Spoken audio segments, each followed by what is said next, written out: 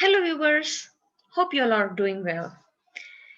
Before I get into today's topic, I would like to wholeheartedly thank you all for giving an overwhelming response to my previous videos, which involved tips regarding job interviews, job questions, how to answer them, writing a resume, writing a cover letter, and things like that.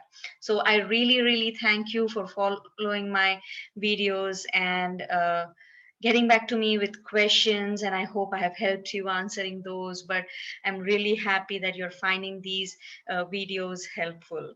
So today's topic does not really directly connect to anything technical, but it is about our everyday lives. It is about productivity and energy.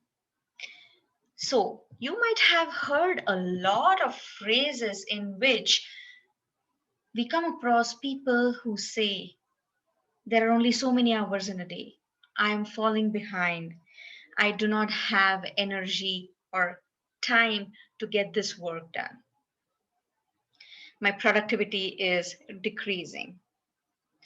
But have you ever thought what could be the reason that our productivity is hampered? We keep blaming that it is because of less time and more work. But, my dear friends, today I'm going to share 9 important habits. Those will discipline your life and will help you how to increase your productivity. Because productivity is not related to time.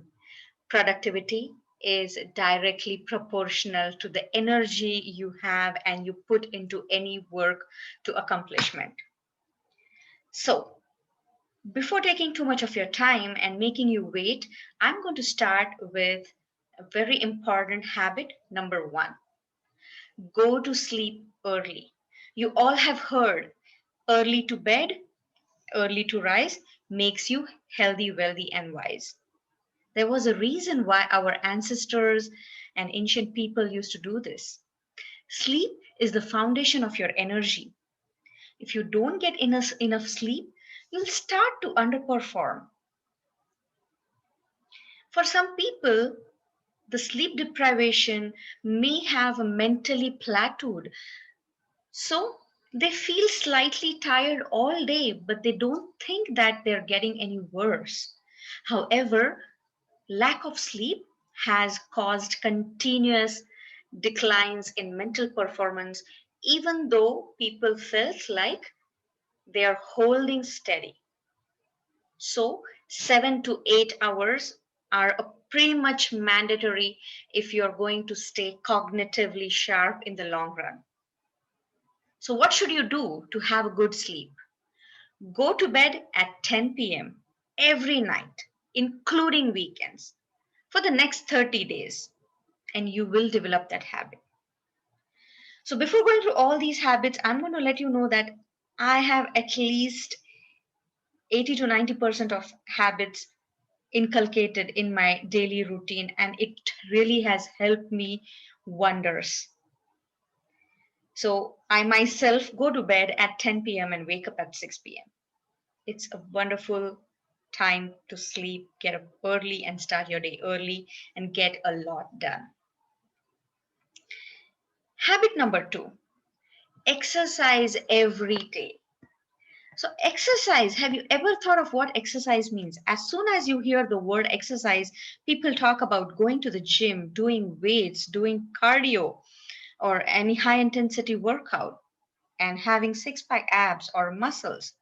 But no, exercise is a long term investment in your energy levels. It's easy to cut in the short term, but over time, you'll reduce your overall fitness, making it harder to think straight and stay alert throughout the day. So, I understand if you have struggle in finding time for exercising, you don't have to go to the gym or make it that as your prerequisite.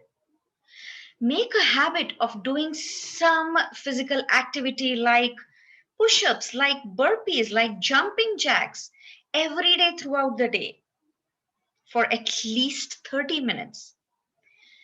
What is important is that these physical activities should get your heart pumping and blood moving. And they don't require setting aside 2 hours from your already busy schedule. Well, yeah, you can add gym or fitness classes on top of this foundational habit. But remember, doing a physical activity with dedication is the basic investment in exercise, and that is going to keep you sharp when you cannot make it to the gym. So let's try this. For the next 30 days, do at least 10 burpees, 10 jumping jacks, 10 lunges, 10 squats, 10 high jumps, 10 high knees, 2 or 3 planks of 30 seconds, 10 push ups, and that's a lot. Keep adding one to each set, and you will start feeling fresher, you'll start feeling more energetic, and you'll start feeling more motivated to get your stuff done well within time. Personal experience. So, promise me you're going to start exercising every day. Habit number 3, take short naps. Yes, take short naps. It's a belief that napping may feel lazy, and you might have a feeling or a guilt that this is a sign of weakness. But it's not. It is going to only make you strong. So, the key to these naps is how to take short naps. So, it should be usually not more than a 20-minute nap. And if you are able to wake up immediately with your alarm, that's the key. If you start adding more time, a quick nap can become a long sleep.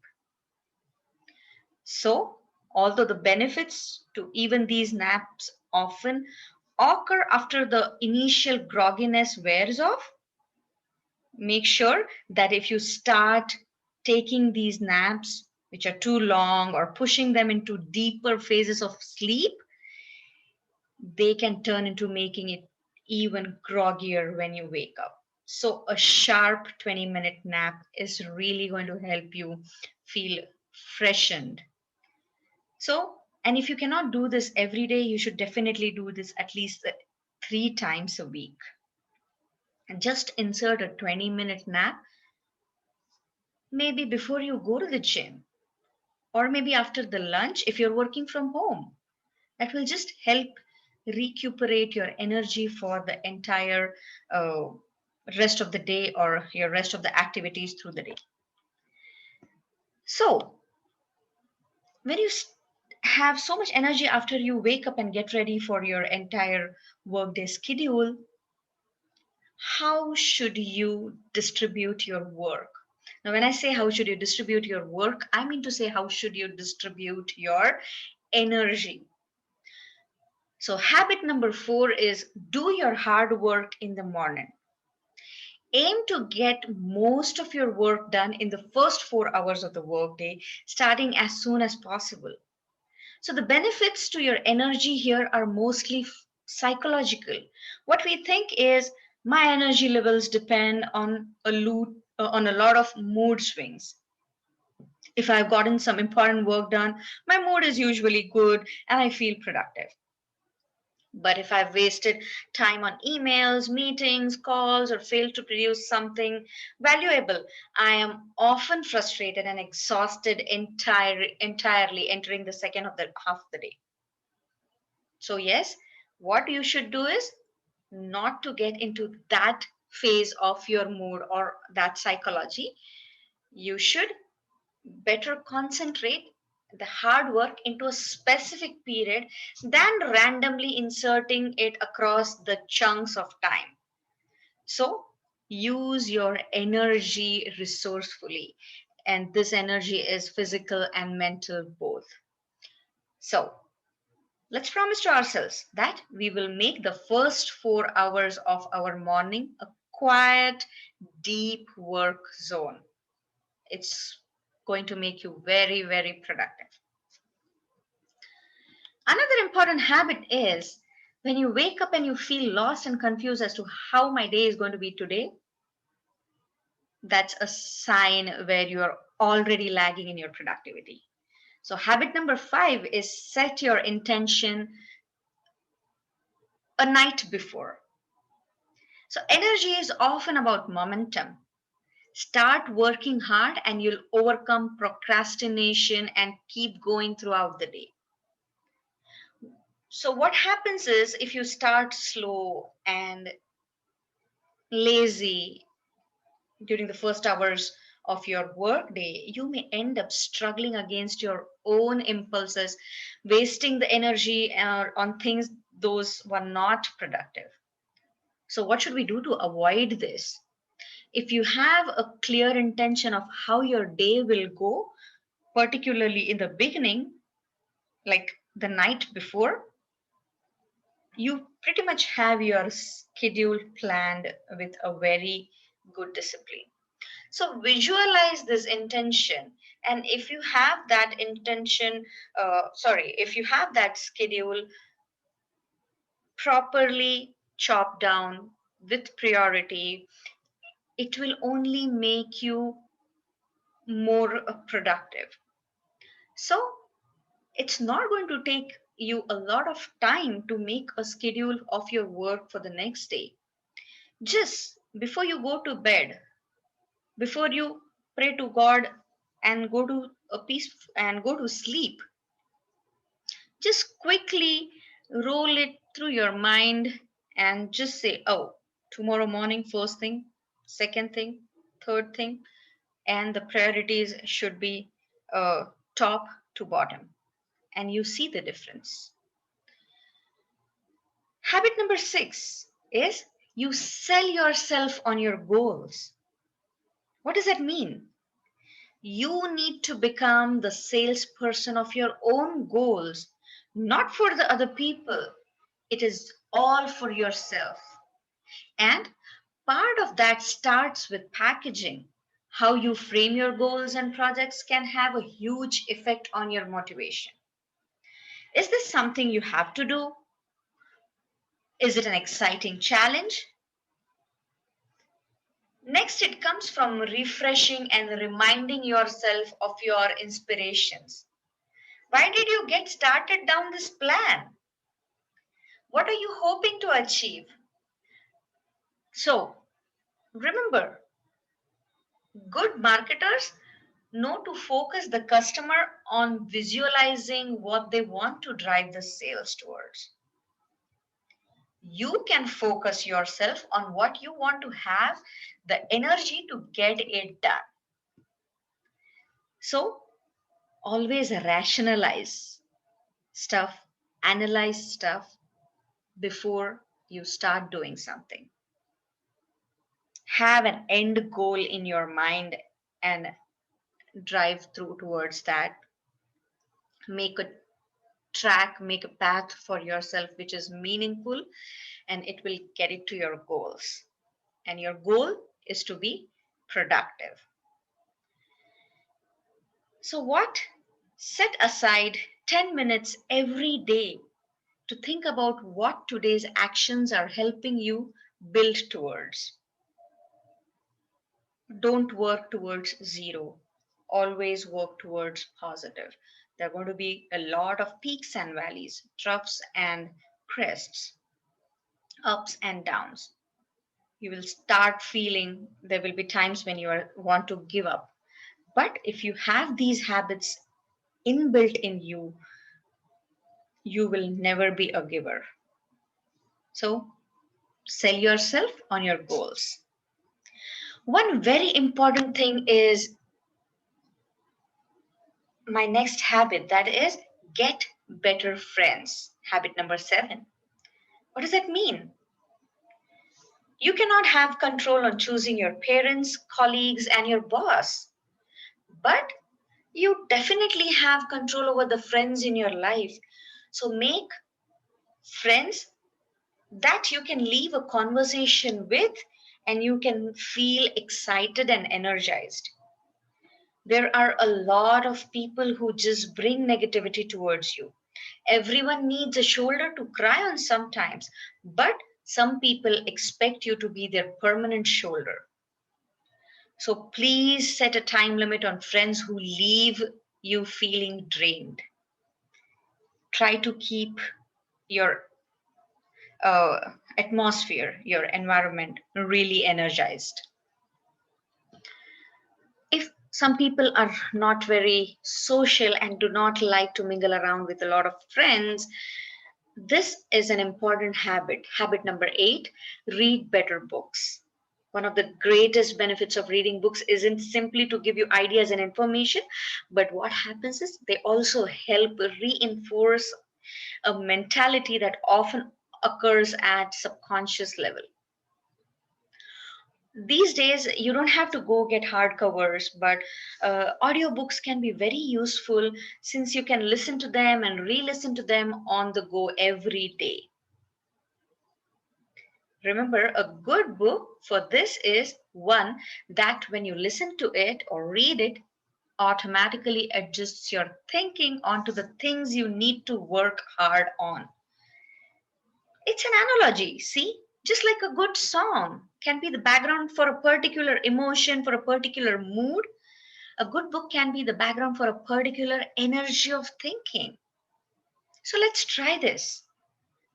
You get very, very, very swamped with a lot of work, uh, but and you don't find any window to do these things. Have an audio book that motivates you to work on your goals. That's going to help your productivity. And the last and the most important habit is habit number 9, align your life. And this is not a one time process, but it is an ongoing effort to bring the different elements of your life out of conflict and into alignment with one another. A lot of energy is squandered because of the different parts of your lives, both internal and external, are in conflict with each other. So don't mind spending some time untangling the different conflicts in your life to see how you could resolve them. Sometimes that can be done in the short term by making a change. But make sure these changes are not impulsive and they don't backfire on you. Sometimes it requires a long term plan to escape any toxicity around you, around a social circle, or a belief system that holds you back. So, you know what? Sit down for an hour and brainstorm all the things which can assist your goals and all the things that hold you back. You will slowly get there to resolve these tensions.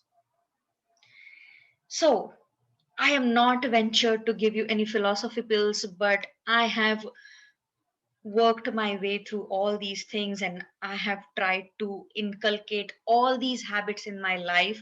And I am still learning a lot of things. I am still not perfect, but I thought I would love to share these things with you because I think everybody has their own time and struggles and phases and point and down points and points of depression where you would like to give up stuff and um, I've been through all this. So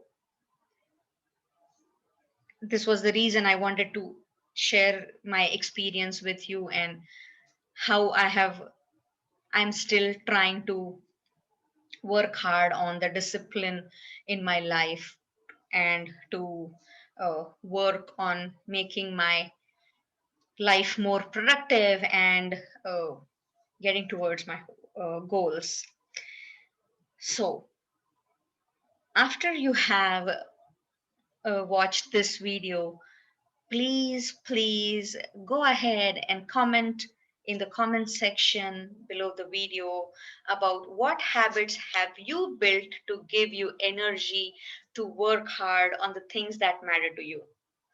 Do not forget to uh, share your thoughts, and please let me know if there are any more habits that I can um use in my daily life and that which can make my life more productive and I can have more energy. I will be very, very happy if you have some thoughts that you can share with me. And with that, I take your leave. Thank you very much. I will see you soon and wish you all the best in all your endeavors. Thanks a lot.